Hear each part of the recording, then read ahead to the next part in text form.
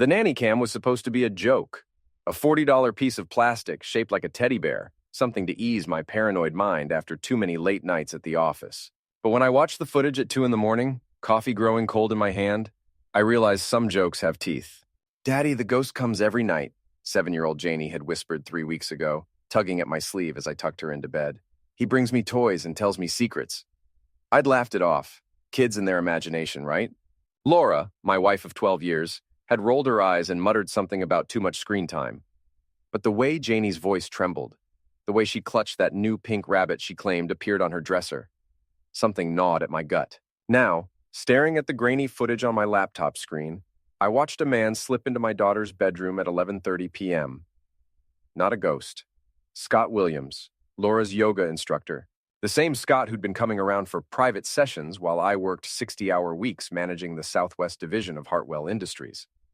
My hands shook as I rewound the footage. There he was again, lean and predatory in the green glow of the night vision, whispering something to my sleeping daughter before placing a small wrapped gift on her nightstand.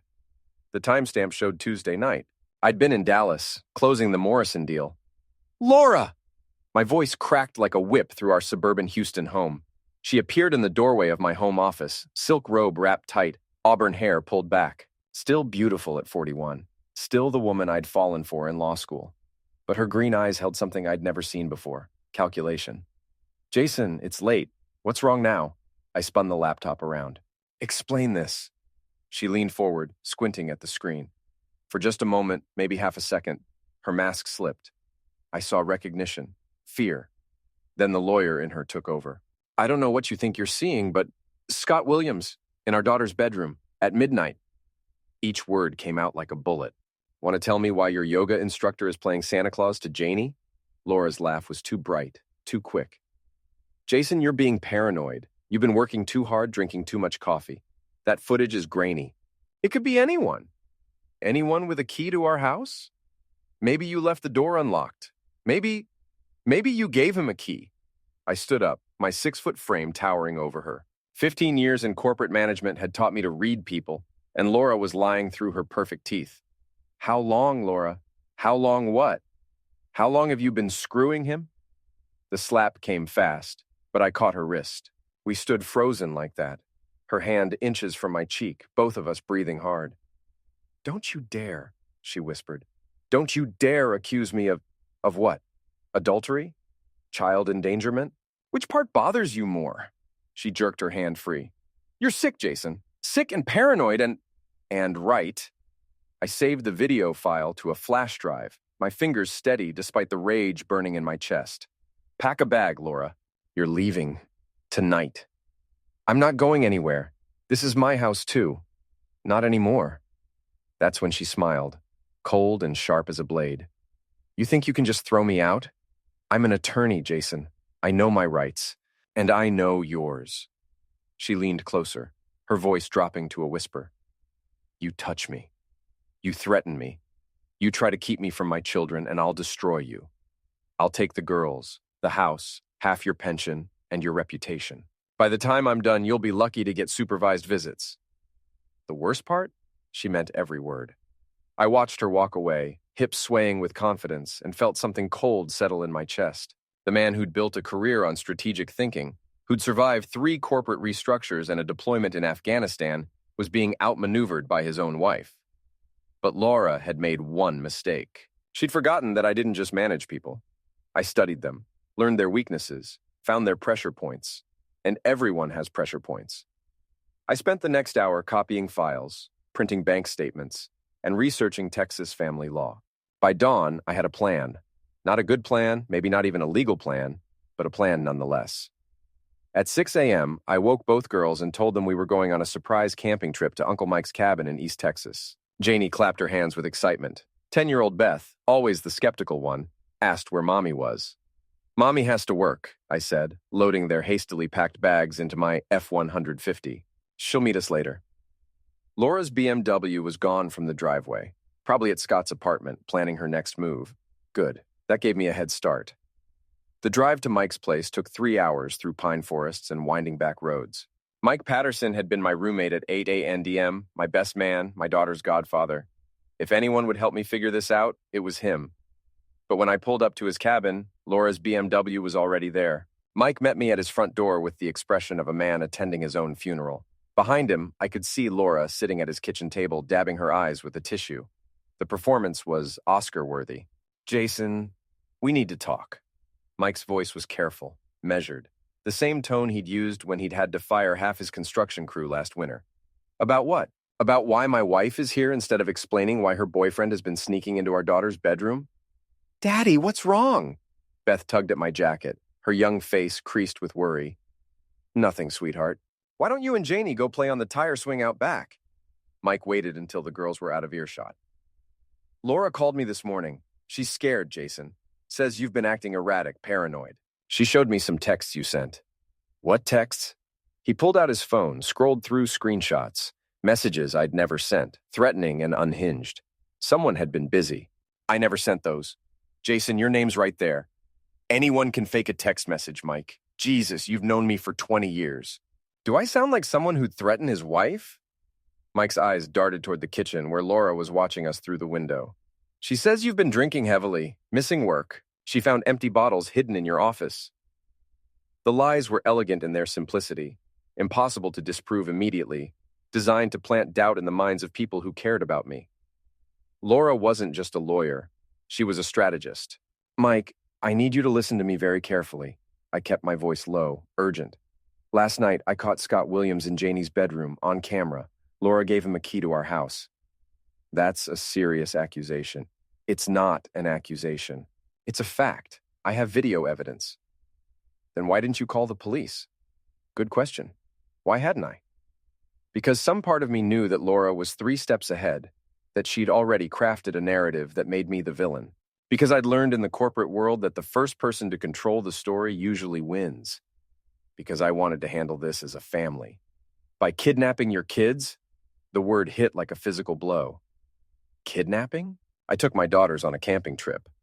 Without telling their mother, after threatening her, Mike shook his head.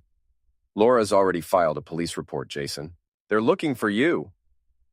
Through the kitchen window, I saw Laura on her phone, probably talking to her lawyer, or Scott, or both. The girls were swinging happily in the backyard, oblivious to the fact that their world was crumbling around them. I need to see that video, Mike said finally. I pulled out my laptop, loaded the file. We watched in silence as the grainy figure slipped into Janie's room, whispered to her sleeping form, left the gift. Mike's face went pale. Jesus Christ, Jason. That's really him? Scott Williams, Laura's yoga instructor / lover / apparently child predator. You have to take this to the police. With what? Laura's already painted me as an unstable husband making wild accusations. She's a family law attorney, Mike. She knows exactly how to play this. Mike ran his hands through his graying hair. So what's your plan? I don't know yet, but I'm not letting that bastard near my daughters again. That's when Laura appeared in the doorway, phone in hand, tears streaming down her face. The performance was flawless. Jason, please, the girls need stability right now. They need their mother. They need protection from your boyfriend. Scott is not my boyfriend. He's a friend who's been helping me through a difficult time in our marriage. By sneaking into our daughter's bedroom at midnight? By being there when you weren't? Her voice cracked with what sounded like genuine pain.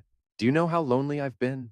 How many nights I've sat up waiting for you to come home from another business trip, another late meeting, another crisis that was more important than your family? Mike was watching this exchange like a tennis match, his loyalty clearly torn.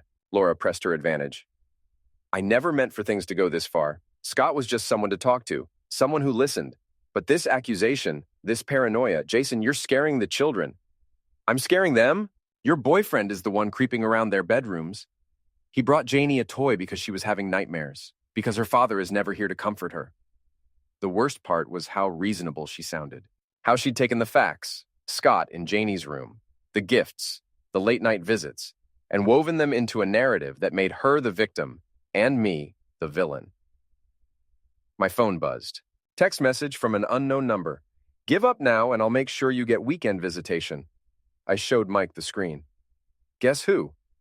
But when Mike looked at the message, his expression changed. Jason, this is from your number. I looked again. He was right.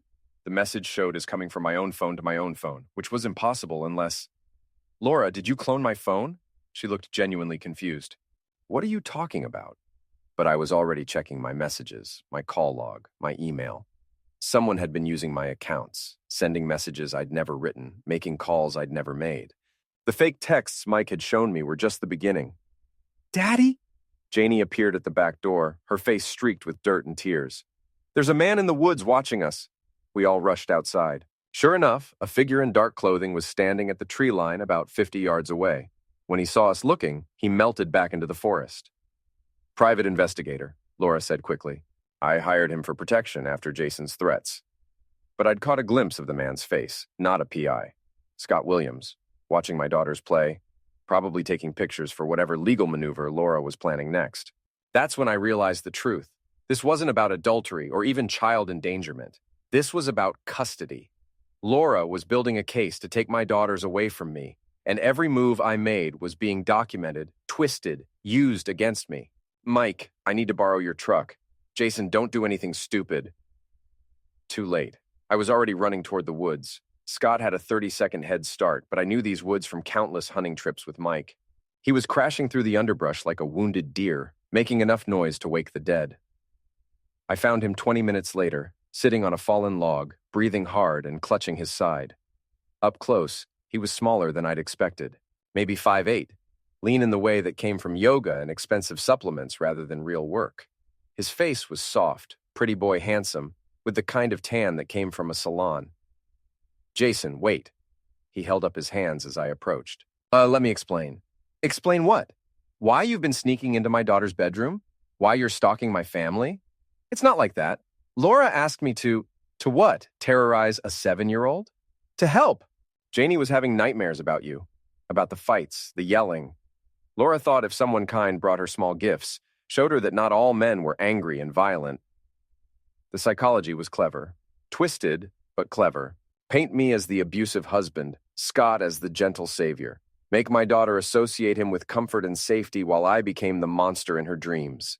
You sick bastard. I never touched her inappropriately. Never. I just wanted to help. By grooming her? By making her dependent on gifts from a stranger? By showing her kindness? His voice cracked.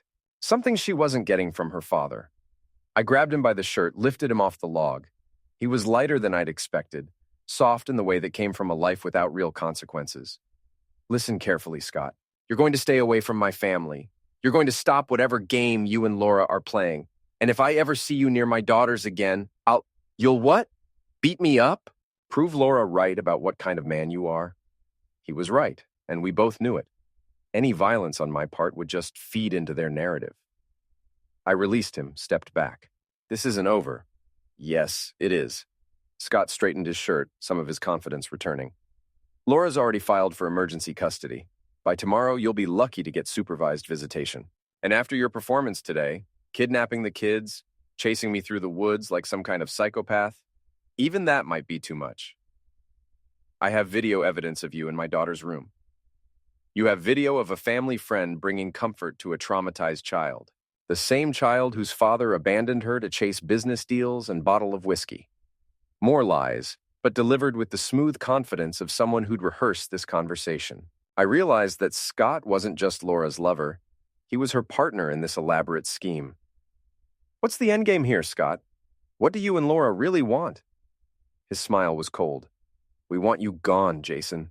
Out of their lives, out of the way. Laura deserves better than a workaholic husband who cares more about his career than his family. And you deserve better than being her lapdog. That hit home.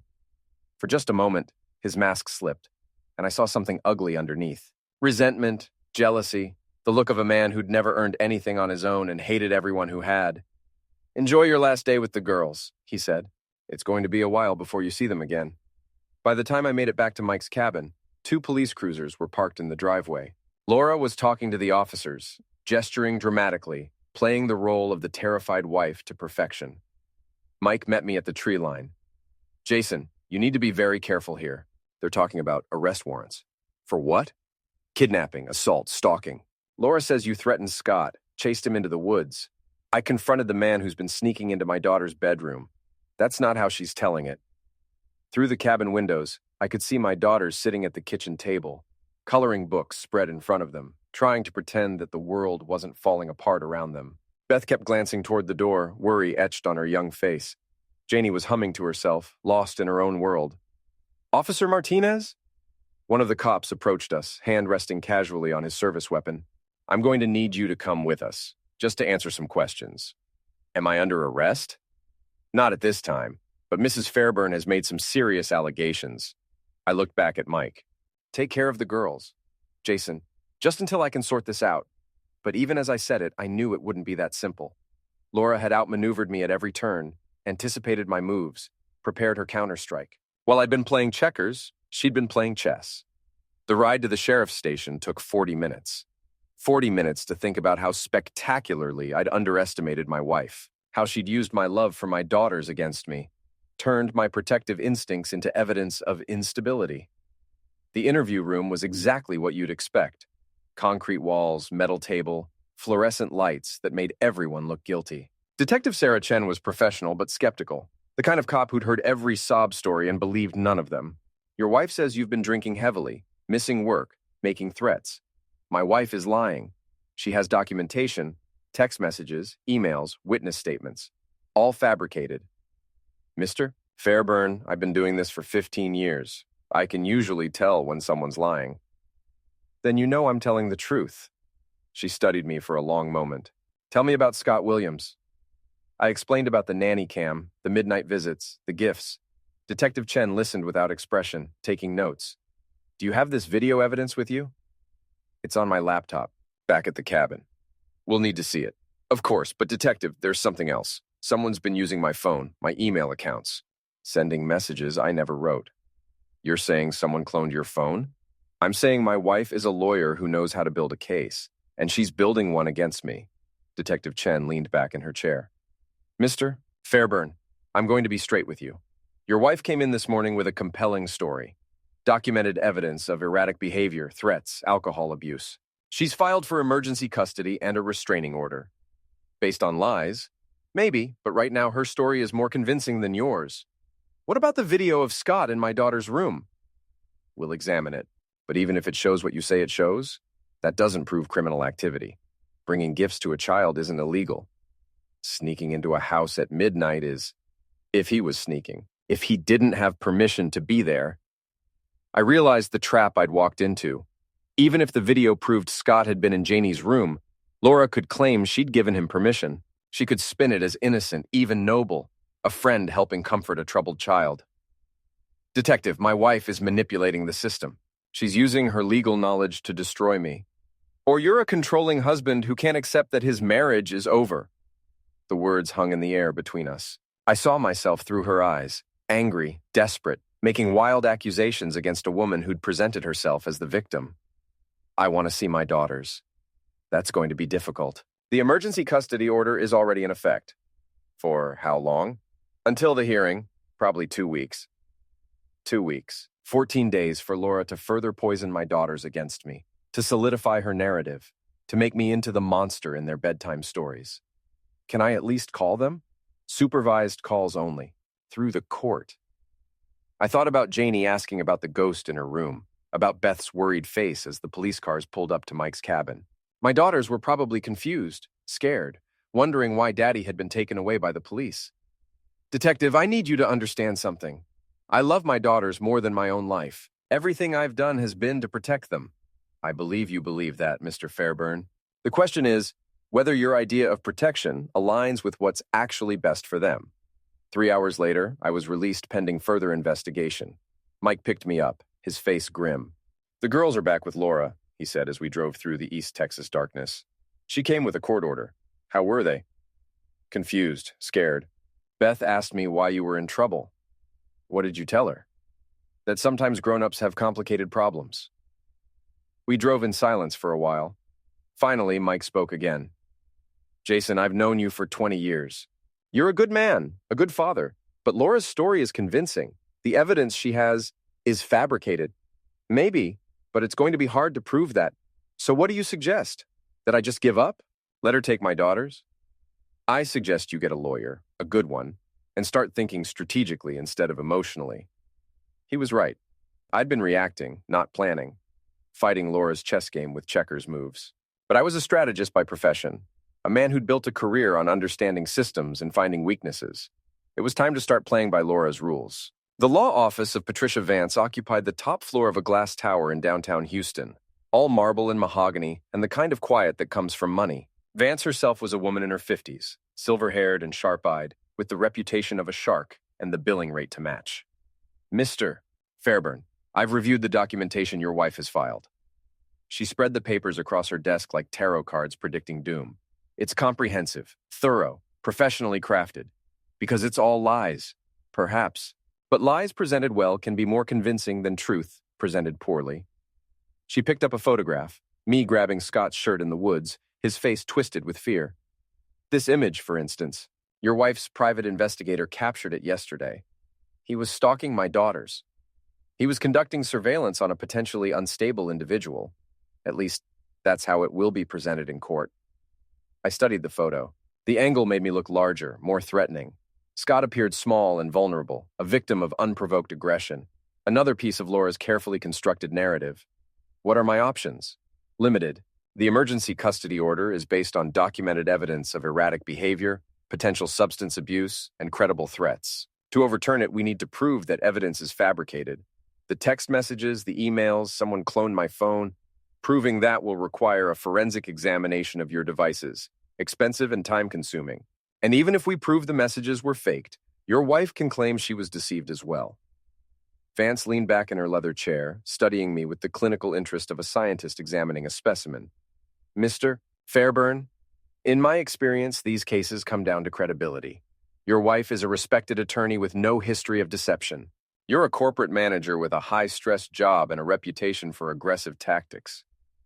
Aggressive tactics? I spoke with some of your former colleagues. The Morrison deal last year, you reportedly threatened to destroy a competitor's reputation if they didn't withdraw their bid. That was business. Was it? Or was it a pattern of behavior that your wife has now documented in a personal context? The realization hit me like a physical blow. Laura hadn't just been planning this for weeks or months. She'd been building her case for years. Every business conflict, every professional disagreement, every moment of stress-induced anger had been cataloged and weaponized. She's been planning this from the beginning. It appears so. Which brings us to the fundamental question, why now? What changed in your marriage that prompted this level of orchestrated destruction? Good question. Laura and I had been having problems for years, the usual stuff. Money, work stress, different ideas about parenting, but nothing that seemed to warrant this nuclear option. I don't know. Maybe she just got tired of being married to me. Mr. Fairburn, people don't construct elaborate legal strategies because they're tired. They do it because they're protecting something or pursuing something specific. Like what? Money, property, custody, or perhaps something more personal. Vance pulled out another file, thicker than the first. I had my investigator do some preliminary research on your wife and Mr. Williams. Interesting findings. She spread out a series of photographs. Laura and Scott at restaurants, hotels, various locations around Houston. But these weren't recent. Some were dated over 2 years ago. This affair has been going on much longer than you realized. 2 years? At least. But here's what's interesting. The timeline coincides with several significant events in your professional life. She pulled out another document. My employment history, promotions, salary increases, stock options. 18 months ago, you were promoted to Southwest Division Manager. Significant salary increase, substantial stock options, access to confidential corporate information. What does that have to do with anything? Mr. Williams isn't just a yoga instructor. He's also a failed entrepreneur with significant debts and connections to several of your company's competitors. The implication hit me like a sledgehammer. You think this is corporate espionage? I think your wife may have been recruited to gather information about your company's operations. The affair with Williams could be part of a larger scheme. It sounded paranoid, like something out of a thriller novel, but it would explain the timing, the elaborate planning, the professional quality of Laura's legal strategy. If that's true, then my daughters are collateral damage in a much larger game. Vance closed the files, her expression grim. Mr. Fairburn, if my theory is correct, you're not just fighting for custody of your children. You're fighting against people with significant resources and professional expertise in manipulation and deception. So, what do? We fight back, but we do it carefully, strategically, and with the understanding that your opponents are playing for much higher stakes than a simple divorce. She quoted her retainer fee, enough to buy a decent car. I wrote the check without hesitation. One more thing, Vance said as I prepared to leave. Your supervised visitation with your daughters is scheduled for tomorrow. 2 hours, court-approved supervisor present. Where? A family services office in Bel Air. Neutral territory. Will Laura be there? Probably not, but Mr. Williams might be. He's been positioning himself as a father figure to your daughters. The rage that had been simmering in my chest flared hot and bright. Over my dead body. Mr. Fairburn, that kind of thinking is exactly what got you into this situation. If you want to see your daughters again, really see them, not just supervised visits, you need to start thinking like your wife, strategically, ruthlessly, with the long game in mind. She was right. Laura had been playing chess while I'd been playing checkers. But I'd spent 15 years in corporate warfare, learning to identify weaknesses and exploit them. It was time to start playing chess myself. That night, I sat in my empty house. Laura had moved out while I was at the police station, taking most of the furniture and all traces of our life together, and began planning my counterattack. If Laura wanted to play dirty, I'd show her what dirty really looked like. The family services building in Bel Air looked like a cross between a doctor's office and a prison, all beige walls and security cameras. I arrived 15 minutes early, dressed in my most conservative suit, carrying a bag of carefully selected gifts for the girls. The supervisor was a tired-looking woman named Mrs. Rodriguez, who explained the rules with the enthusiasm of someone reading a grocery list. No physical contact beyond brief hugs, no discussion of the custody case, no gifts without prior approval. All conversation would be monitored and documented. "Daddy!" Janie burst through the door like a small hurricane, launching herself into my arms before Mrs. Rodriguez could object. For a moment, the sterile room filled with the scent of her strawberry shampoo and the warmth of unconditional love. Beth followed more cautiously, her 10-year-old face serious and worried. "Are you in trouble, Daddy?" "It's complicated, sweetheart, but I'm working to fix everything." "Mommy says you're sick, that you need help." The poison was already working. I could see it in Beth's careful distance, the way she watched me for signs of the instability Laura had described. "What do you think, Beth? Do I seem sick to you?" She studied me with the intensity that reminded me of myself at that age. Analytical, skeptical, unwilling to accept easy answers. "You seem sad." "I am sad. I miss you and your sister very much." "Then why can't you come home?" Mrs. Rodriguez cleared her throat. "Mr. Fairburn, please avoid discussing the family situation. I understand. But those are the rules." We spent the next 2 hours playing board games and talking about school, friends, anything but the elephant in the room. Janie chattered about her new toys, gifts from Uncle Scott, while Beth remained quiet and observant. "Uncle Scott is teaching me yoga," Janie announced proudly. "He says it will help with my nightmares." "What nightmares, sweetheart?" "The ones about you being angry. Uncle Scott says if I breathe like he taught me, the scary thoughts will go away." The manipulation was subtle but effective. Scott was positioning himself as the solution to problems he'd helped create, the calm presence that could soothe fears about her unstable father. "Daddy, are you going to hurt Uncle Scott?" Beth asked suddenly. "Why would you think that?" "Mommy said you threatened him, that you chased him in the woods because you were jealous." More poison. Laura was using my daughters as weapons against me, filling their heads with carefully crafted lies designed to make them fear and distrust me. "Beth, I would never hurt anyone unless I was protecting you or your sister. Do you understand that?" She nodded slowly, but I could see the doubt in her eyes. When the visit ended, both girls clung to me despite Mrs. Rodriguez's protests. Janie was crying, begging me to come home. Beth just held on tight, her small body trembling with emotions she was too young to understand. "I love you both," I whispered. "Never forget that." Outside in the parking lot, I found Scott Williams leaning against Laura's BMW, smoking a cigarette. He'd been waiting for me. "How'd it go?" His smile was all teeth and malice. "Stay away from my daughters." "They're not just your daughters anymore, Jason. Laura and I are building a life together, a stable, loving environment for Beth and Janie. Built on lies, built on truth, the truth about what kind of man you really are." He dropped the cigarette, grounded under his heel. You know what's funny? Laura used to defend you, used to make excuses for your anger, your obsession with work, your emotional absence. But people can only take so much disappointment. Is that what you told her? That she deserved better? I didn't have to tell her anything. She figured it out on her own. I just provided an alternative. A black sedan pulled into the parking lot, Laura arriving to pick up the girls. She emerged from the driver's seat looking polished and professional, every inch the successful attorney and devoted mother. Jason. Her greeting was cool but not hostile. How was your visit? Short. The girls seem to be adjusting well to the new arrangement. You mean the arrangement where you've turned them against their father?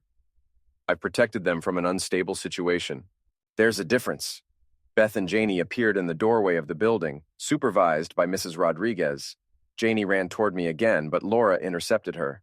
Come on, sweetheart. Uncle Scott and I are taking you for ice cream. Can Daddy come? Not today. I watched my daughters climb into Laura's car, watched Scott get into the passenger seat like he belonged there. Like he was their father, and I was just the crazy man they had to visit twice a week under supervision. This isn't over, I told Laura through the open window. Yes, it is, she replied.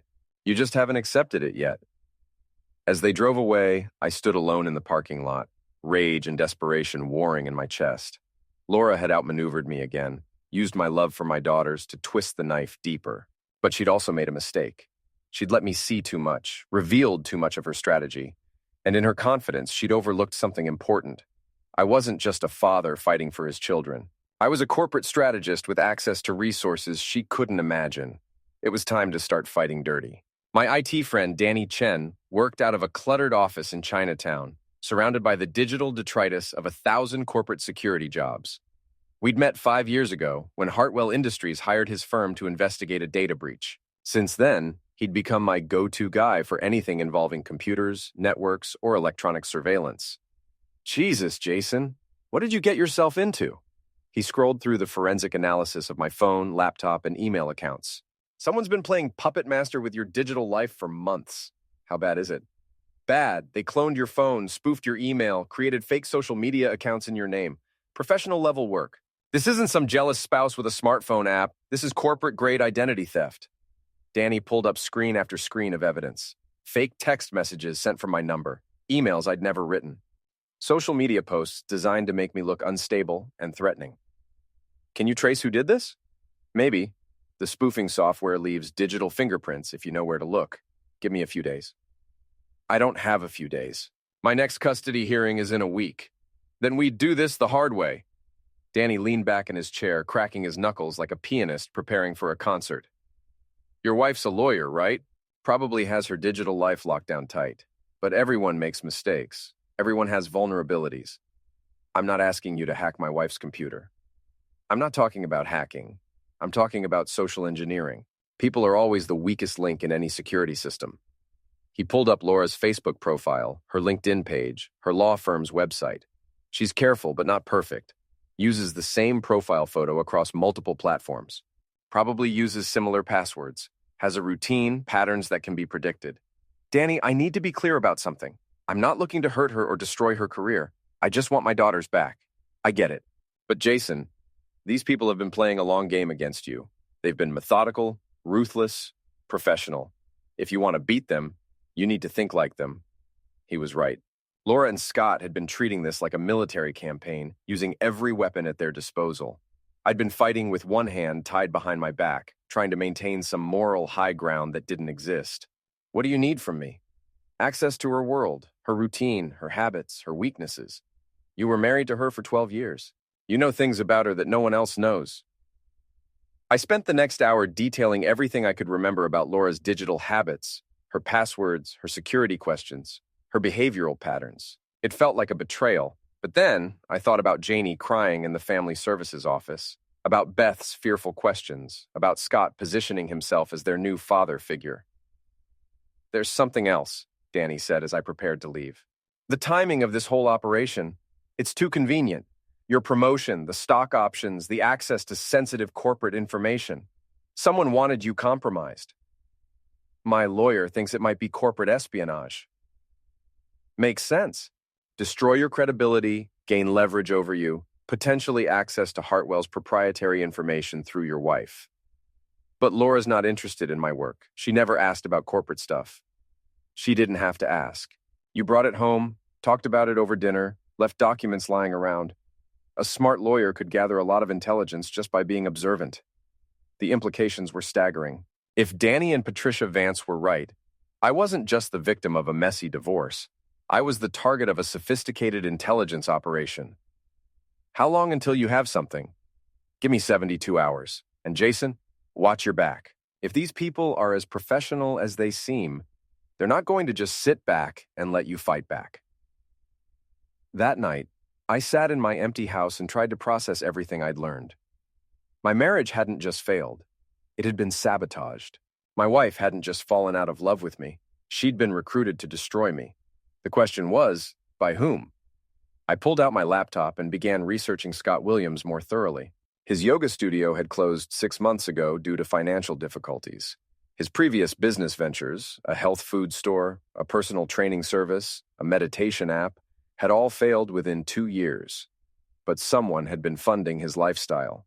His apartment was in an expensive part of town. He drove a late-model BMW. His clothes were designer. His watch was Rolex. Where was the money coming from? I dug deeper, using corporate databases I had access to through Hartwell Industries. Scott Williams had connections to 3 companies that competed directly with us for government contracts. Connections that went back years, predating his relationship with Laura. The picture was becoming clearer. Scott wasn't just Laura's lover. He was her handler. Someone had identified me as a target, researched my vulnerabilities, and deployed both of them to compromise me. My phone buzzed. Text message from Laura. The girls are asking about you. Maybe we can arrange an extra visit this week if you're willing to be reasonable. The message was bait, designed to make me grateful for scraps of time with my own daughters. But it also revealed something important. Laura was getting pressure from Beth and Janie. They missed me more than she'd anticipated. I typed back, "What do you mean by reasonable? Drop the conspiracy theories. Accept that our marriage is over. Work with me to create a stable co-parenting arrangement. And in return, more time with the girls, less supervision, a chance to rebuild your relationship with them." It was tempting. The easy path, the one that led to some semblance of normal visitation, but it also meant accepting defeat, allowing Laura and Scott to win completely. I thought about Janie's tears, about Beth's worried questions, about the years of bedtime stories and soccer games and father-daughter dances I'd miss if I gave up now. "I'll consider it," I typed back. But I was lying. I wasn't going to be reasonable. I wasn't going to accept defeat. I was going to war. Danny's call came at 6 a.m. on a Thursday, his voice crackling with excitement. "Jason, you need to get down here. Now." I found him in his office, surrounded by empty energy drink cans and the manic energy of someone who'd been working all night. "I found the smoking gun," he announced, gesturing at his computer screens. "Your wife's been sloppy." The first screen showed financial records, bank transfers, credit card statements, cash deposits. Laura's been receiving monthly payments of $5,000 for the past 18 months, payments that don't correspond to any legal work or legitimate income source. Where's the money coming from? A shell company called Meridian Consulting, which is owned by another shell company called Pacific Strategic Solutions, which is ultimately owned by, he clicked to another screen, Blackwood Industries, your company's biggest competitor for the Morrison contract. The pieces fell into place with sickening clarity. Blackwood had been trying to land the Morrison deal for 2 years, a contract worth over $50 million. They'd lost to Hartwell because of my strategic planning and industry connections. They recruited Laura to spy on me. More than that, they recruited her to destroy you. Think about it. If you're discredited, potentially facing criminal charges, Hartwell loses their point man on the Morrison project. Blackwood gets a second chance at the contract. And Scott? Scott Williams is a professional. Real name is Scott Williamson, former Army intelligence, discharged under questionable circumstances 5 years ago. Since then, he's worked freelance for various corporate security firms. Danny pulled up Scott's real military record, his employment history, his connections to industrial espionage cases. This guy's a specialist in honey trap operations, seducing targets, gathering intelligence, compromising security. Laura wasn't his first mark, and she won't be his last. The betrayal was complete. Not only had Laura destroyed our marriage, she'd done it for money. She'd sold out her family, her children's future, for $5,000 a month. There's more, Danny continued. I found encrypted communications between Laura and her handler at Blackwood. They've been planning this operation for over 2 years. He showed me screenshots of messages discussing my schedule, my habits, my psychological profile. They'd studied me like a laboratory specimen, identifying weaknesses and pressure points. They knew I'd react emotionally to threats against my daughters. They counted on it. Every move you've made has been anticipated and used against you. But now we have proof. We have evidence of corporate espionage, conspiracy, fraud, enough to destroy Laura's legal career and send Scott to prison. And get my daughters back? Danny's expression grew serious. That's the complicated part. Even if we expose this conspiracy, the custody case is still based on documented evidence of your behavior. The fake texts, the staged confrontations, the manufactured crises, they still happened, even if they were orchestrated. He was right. Even if I proved that Laura and Scott were corporate spies, I'd still have to overcome months of carefully constructed evidence painting me as unstable and dangerous. But we have leverage now, I said. Exactly. The question is how you want to use it. I studied the evidence Danny had gathered. Financial records, communications, Scott's real identity, the web of shell companies and corporate connections. It was enough to destroy both of them, to send them to prison and end their careers. But it was also enough to negotiate from a position of strength. I want copies of everything, multiple copies, stored in different locations. Already done. But Jason, these people are dangerous. If they realize you're onto them, they might escalate. Let them try. That afternoon, I called Patricia Vance and arranged an emergency meeting. She reviewed Danny's evidence with the clinical precision of a surgeon examining a tumor. This changes everything, she said finally. We're not just dealing with a custody dispute anymore. This is a federal crime. What are my options? Several. We could turn this over to the FBI, let them handle the criminal investigation. We could use it as leverage in the custody case, force Laura to negotiate. Or we could play their game, use their own tactics against them. The idea was seductive. Fight fire with fire, deception with deception. But it was also dangerous, potentially illegal, and morally questionable. What would that look like? We expose them publicly, destroy their credibility before they can destroy yours. Turn the narrative around, make Laura and Scott the villains instead of the victims. And my daughters would see their father vindicated and their mother exposed as a liar and traitor. It wasn't ideal. Beth and Janie would be traumatized by the revelation that their mother had betrayed their family for money. But they'd also understand why their father had fought so hard to protect them. There's another option, Vance continued. We could approach Laura directly, offer her a choice, cooperate with us against Blackwood and Scott, or face criminal prosecution and public disgrace. You think she'd flip? She's a lawyer. She understands consequences. Right now, she thinks she's in control, that her plan is working perfectly. But when she realizes the evidence we have, she might be willing to negotiate. I thought about the woman I'd married, the mother of my children, the person I'd loved for 12 years. Somewhere underneath the lies and manipulation was the Laura I'd fallen for in law school. Ambitious, intelligent, but not fundamentally evil. Set up a meeting. Jason, are you sure? Once we show our hand, there's no going back. I'm sure. But even as I said it, I wondered if I was making another mistake. Laura had outmaneuvered me at every turn, anticipated my moves, used my emotions against me. What made me think this time would be different? The answer was simple. This time, I wasn't fighting blind. This time, I knew exactly who my enemies were and what they wanted. This time, I was ready for war. The meeting was set for neutral ground, a conference room at Patricia Vance's law firm, high above downtown Houston with floor-to-ceiling windows overlooking the city. Laura arrived precisely on time, dressed in her best courtroom attire, projecting confidence and control. She brought her own lawyer, a sharp-faced man named David Chen, who specialized in family law and white-collar defense. Interesting choice. Why would someone need a white-collar defense attorney for a simple custody dispute? Jason. Laura's greeting was professionally cordial, as if we were opposing counsel rather than estranged spouses. I hope we can resolve this matter amicably. That depends on how honest you're willing to be. Patricia Vance opened her briefcase, removing a thick folder of documents. Mrs. Fairburn, we've uncovered some interesting information about your relationship with Scott Williams and your financial arrangements over the past 18 months. Laura's expression didn't change, but I caught the slight tightening around her eyes. She was a good lawyer, trained to hide her reactions, but she wasn't perfect. I'm not sure what you're implying. Vance spread the bank records across the conference table. $5,000 per month deposited into your personal account from Meridian Consulting, a company owned by Blackwood Industries, your husband's primary business competitor. Now Laura's mask slipped, just for a moment, but long enough for me to see the fear underneath. Those payments were for legitimate consulting work. What kind of consulting work? Legal research, market analysis, corporate intelligence. Corporate intelligence about your husband's company? Laura's lawyer leaned forward. My client isn't required to answer these questions. Actually, she is. Vance pulled out another document. Because corporate espionage is a federal crime, and we have evidence that Mrs. Fairburn has been gathering proprietary information about Hartwell Industries for the past 2 years. The room fell silent. Through the windows, Houston sprawled beneath us, millions of people going about their lives while my family's world collapsed in a conference room 40 floors above them. Laura, I said quietly, tell me this isn't true.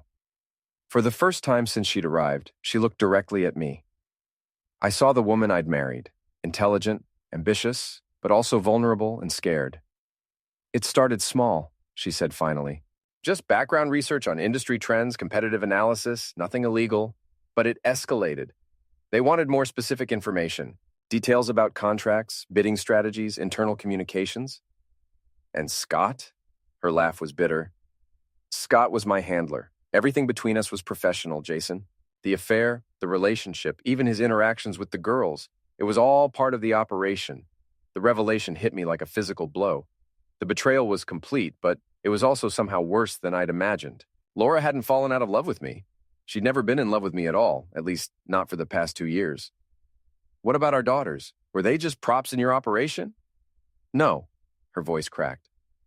I love Beth and Janie. Everything I've done has been to secure their future. By destroying their father?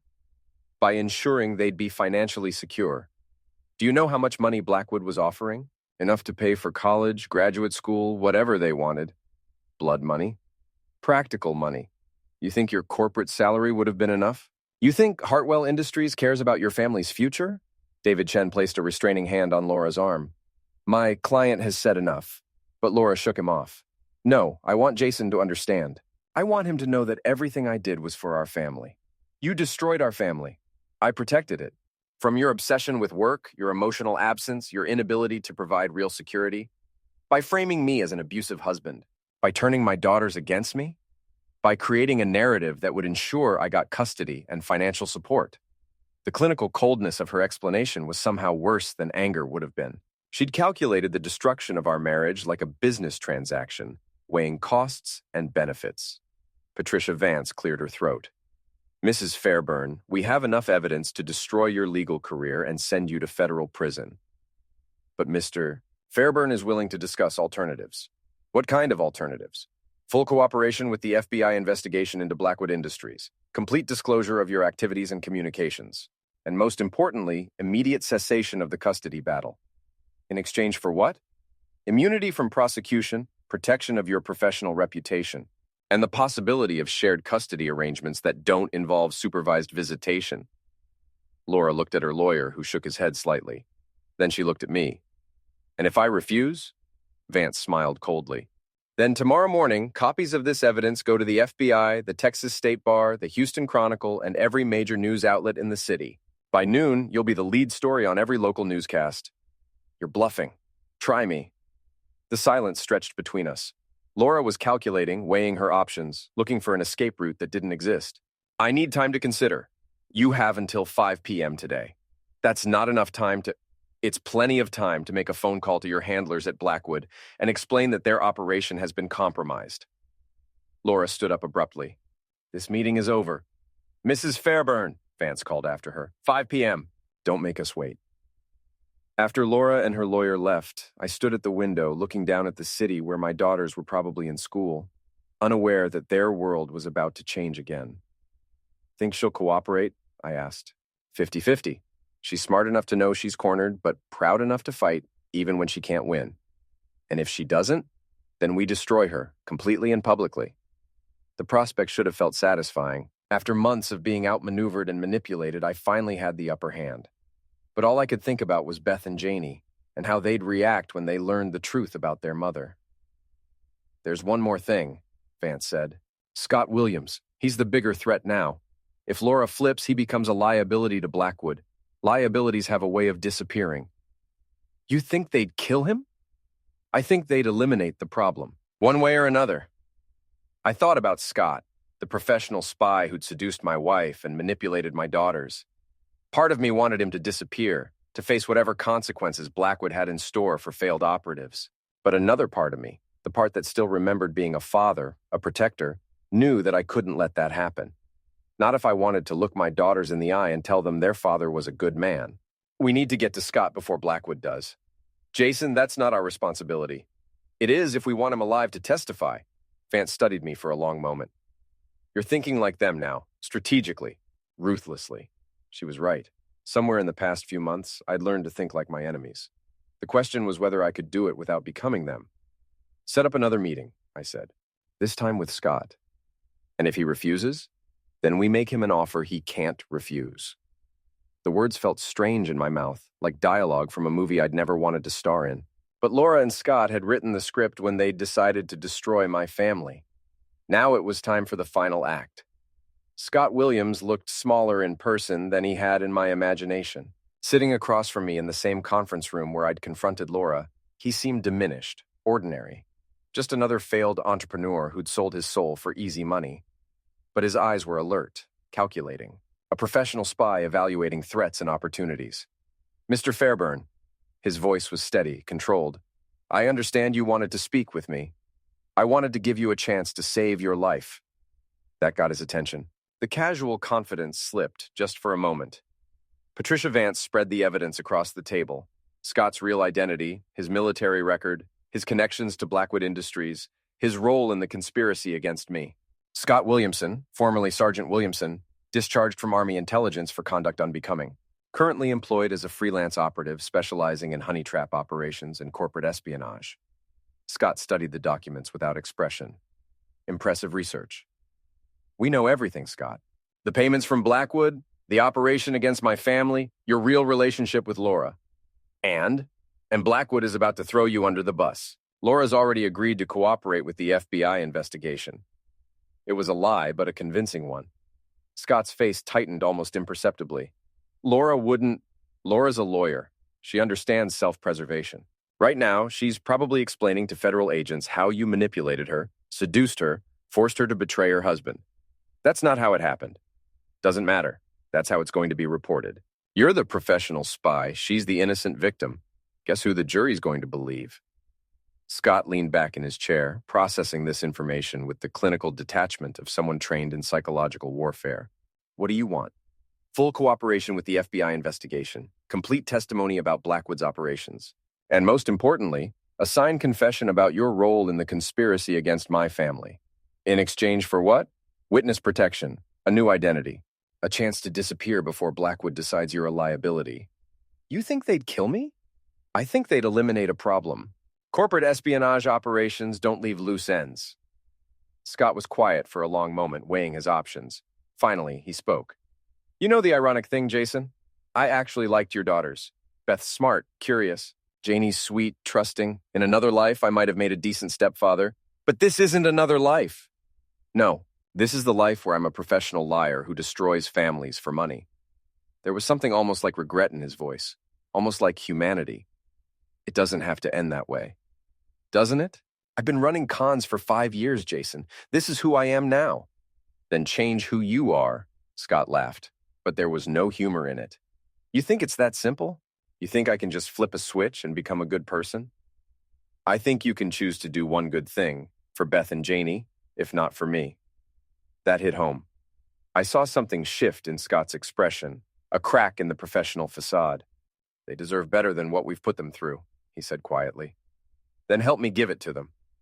Scott was quiet for another long moment. Then he reached for the pen Patricia Vance offered him. What do you need me to sign? 2 hours later, we had everything. Scott's full confession, details about Blackwood's operation, evidence of corporate espionage spanning multiple companies and targets. Enough to destroy Blackwood Industries and everyone involved in their illegal activities. But we also had a problem.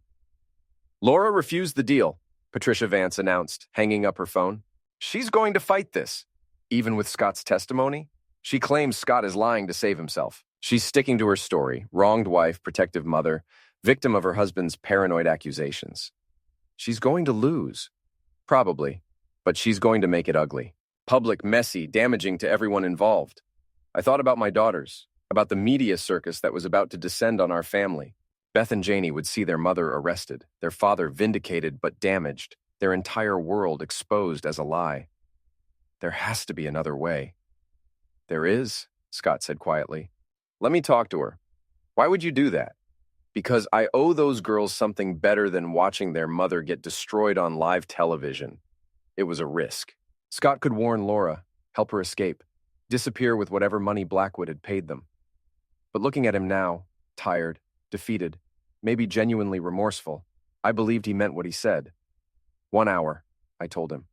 Then we go to the FBI with or without her cooperation. Scott nodded and left the conference room. Through the windows, Houston glittered in the afternoon sun, indifferent to the human drama playing out 40 floors above the street. Think he'll come back? Vance asked. I think he's tired of running. 53 minutes later, Scott returned with Laura. She looked different, smaller, older, defeated. The confident attorney who'd outmaneuvered me for months was gone, replaced by a woman who'd finally run out of moves. I'll cooperate, she said without preamble. Full disclosure, complete testimony, whatever you need. In exchange for what? Immunity from prosecution, protection of my professional reputation, and shared custody of Beth and Janie. Joint custody, I corrected. 50-50, no supervision required, she nodded. And Jason, I'm sorry for all of it. Are you? Or are you just sorry you got caught? Both, probably. But mostly I'm sorry for what this has done to our daughters. It wasn't enough. It would never be enough. But it was a start.